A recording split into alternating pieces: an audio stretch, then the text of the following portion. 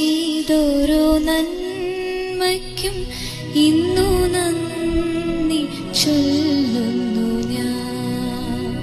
അർഹിക്കാത്ത നന്മകളും എനിക്കേകിയ കൃപാനിധി, യാചിക്കാത്ത നന്മകൾ പോലുമേ എനിക്കേകിയോനു സ്തുതി. നന്ദിയോടെ ഞാൻ സ്തുതി